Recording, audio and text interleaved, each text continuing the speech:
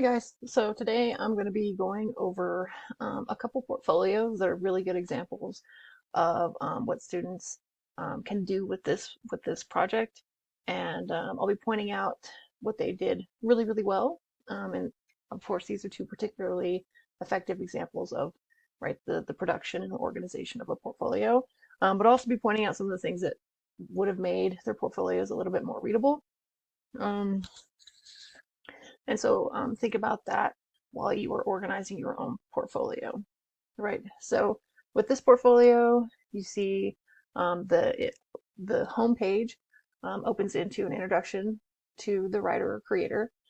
She takes the time to explain, right, like who she is, what she's doing with her life, and how the class fits in to like her life trajectory and her goals, right?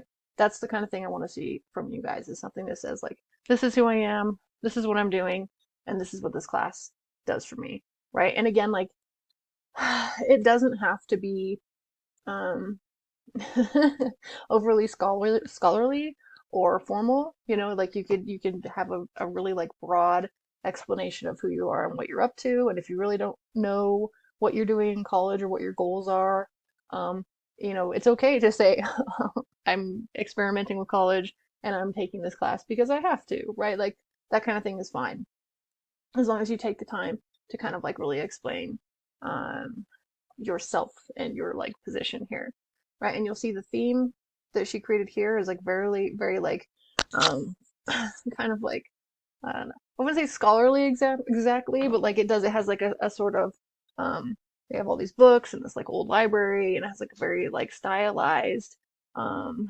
learning and literature sort of feeling about it, right?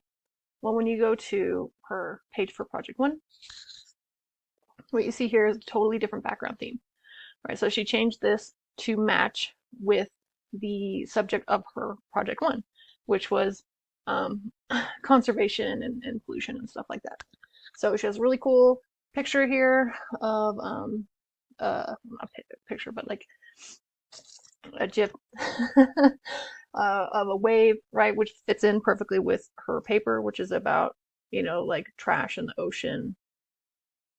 Um, and you'll see what she did is I'm sorry, I'm a little bit sick today, so I'm still coughing a little bit, but you'll see she copied the essay format directly onto the page, right? So for one, I don't have to click anything to open this writing, right? It's not included as a downloadable link. That's what I want for your final portfolio. I want you guys to have the text on the page so that when I open the page, the text is already there, right? So one of the things I do want to point out though here is that just copying it straight across this way creates some like oddities in what we expect to see from a web page, right? You have the page numbers listed here, and because there are no actual pages, right, it creates breaks in the text that are hard to look at and hard to like um, immediately understand what they are and what they're doing there, and it kind of distracts us from her writing, right? Um, Secondarily, what we have, and I think the double spaced um, paragraphs are okay.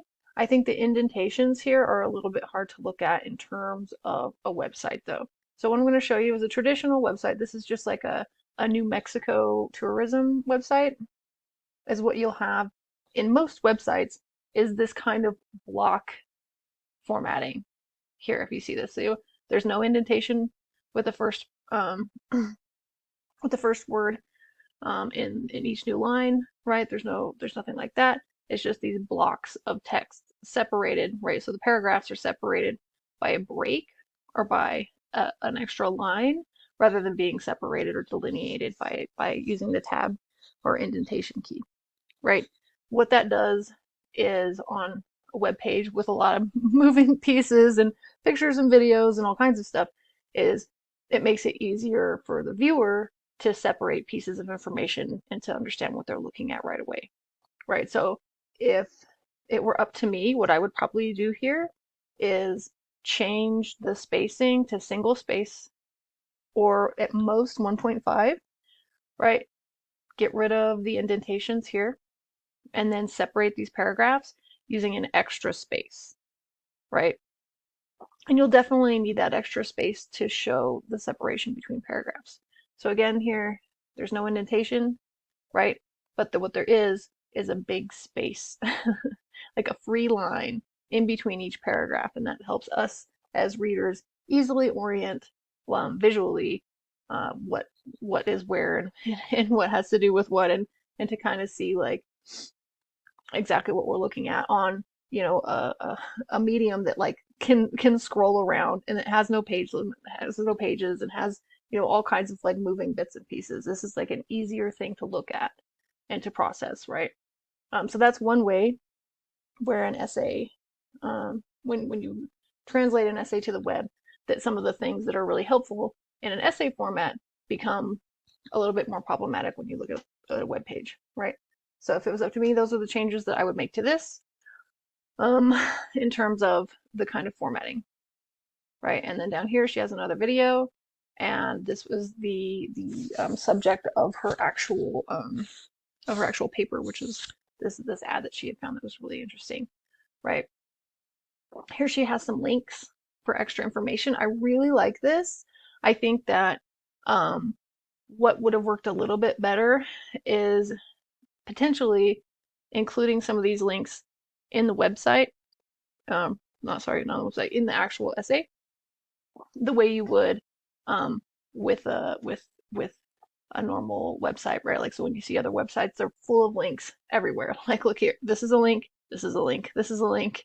Here's a video, here's a video. Here's like 50 links down here, right? All of these are different links to different pages, right? So the actual text in a website is generally full of links. And so if she had turned this into a link, right, to this actual source, that would have been made it more engaging and more interactive, right? So if migrating these links into the document itself was possible, that would make it a little bit more closer to a regular website, right? And functioning the way that a regular website functions. And it also makes it really easy to make your piece look very heavily researched very quickly, as if everything you state is followed by a link to the exact place that you got that information, right? But again, if that's not possible, this is another really good way to make your work look well researched and professional, right? And the other thing I like that she did is she put her reflection so she went back and basically got a reflection off the discussion boards, took it and pasted it into the bottom of project one. And so it's right there for me to look at when I go through this thing and start checking off boxes for like what was included in the portfolio that needed to be included, right? And that is one of the elements that I need your reflections to be I need the reflections for project one and project two, right? For project three, your preface is kind of like a larger and longer reflection, so you don't need a reflection for that one. Um, but yeah, this is a really good place to put your reflection, just like she did here. So you'll notice when we go to project two, right? Again, she changed the background to like match up with the subject of her essay. Same thing here with she just copy and pasted um, the oh my god, I'm sorry guys. This NyQuil is killing me. She copy and pasted the essay straight in onto the web page, right? And then she has some links here, right? Again, pushing the links into the actual essay would be a little bit stronger, but this is another good way to do it, and it looks like she has done her research, okay? So I'm going to be coming back to this creative revision when I do the creative revision video for you guys. So just keep that in mind. She did a spectacular job with her creative revision and also documenting the process for the viewer. So I'm going to come back to that in a minute. I want to point out what she did here with the extra credit, right? Like I have several opportunities for you guys to do different types of extra credit. And what she did here, she made an extra tab for extra credit, posted the essay into there, and then it also included her extra credit discussion board post. And that's perfect. It makes it so easy for me to check that off the list and make absolutely sure that you guys get credit for that. And it also makes her portfolio on the whole look much more organized. And well done. So here's what she did with the SLOs, right? I would say that is for sure the weak point on this portfolio in particular, because each of the SLOs needs to have a full paragraph that explains not only what the SLO is, right, but how you engage with the SLO over the course of the semester. So I'm going to skip over to another student's portfolio here, and you'll see what she did with the SLOs, right? Is she defined them, right? And then she included a paragraph that explains, right, what it is, her experience with that SLO, and how she engaged it through various projects over the course of the semester. And really, this is what I want to see for you guys to get full credit on this section. I want to see, and it doesn't have to be this exact format, right? But I want you to not only define the SLO, but talk about your personal experience with it throughout the semester. And I'm gonna create a link to this for you guys to look at later, right? This is another really good example of a portfolio that one of my students put together.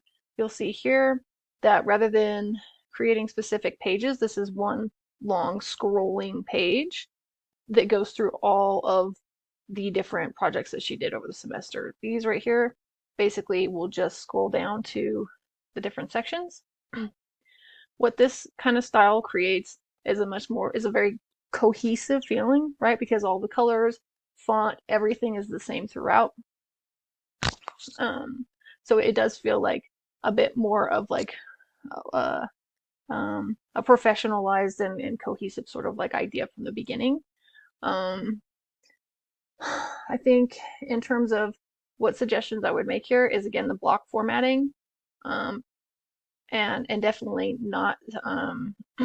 I would avoid like center aligning things as much as possible. I know it gives kind of like a cool look, but in a moving kind of like medium, like a web page, right? It's a little bit harder to look at um, centered alignment, right? And she has a lot of centered alignment here. And it makes it even more hard when you have like really pretty, interesting font like this, right? It's just a lot for your brain to process quickly. So I would turn this into block formatting.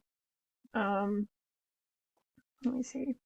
Here's the her, and again, I'll get back to the creative revision later, but she ended up creating kind of like different character profiles for each of the characters from this series that she had written about. And she did a really good job and did a particularly awesome job explaining the decisions that went into this kind of art project and how it translated from her essay to begin with, right? Um, you'll see also she did a good job including really interesting pictures and different videos, right, within sort of like the text of her work. And so you'll be like reading, right? You'll read a piece, and then there's an image or a video or some other sort of like multimodal element inserted into like the body of the essay. So good job there. I think we're about to run out of time. So again, when you have your final portfolio, right? What I want is a bare minimum is going to be, right, each of your major projects, right? Project 1, project 2, project 3. I want uh, I would prefer to have at least a downloadable link of your final draft and your draft with peer review comments on it, but that is not necessary, right? You'll get a better grade if you include that. I'm not going to detract from your grade if you don't include that. But at least the finals and each of those pages, like I've made comments on all of your project ones and some of your project twos by now about how to include images, right? And how to paste the text onto your web page so it is immediately visible. And then you're going to have the learning objectives or SLO section. And I highly encourage you, especially if you've been doing the extra credit stuff, to have an extra credit tab because that makes your portfolio look even better and it makes it easier for me. And you'll include your reflections. They don't have to be any different or any more elaborate than the ones that you wrote on the discussion board. Just bring them, bring them over. Okay, so if you have questions, let me know, and I will see you in the next video.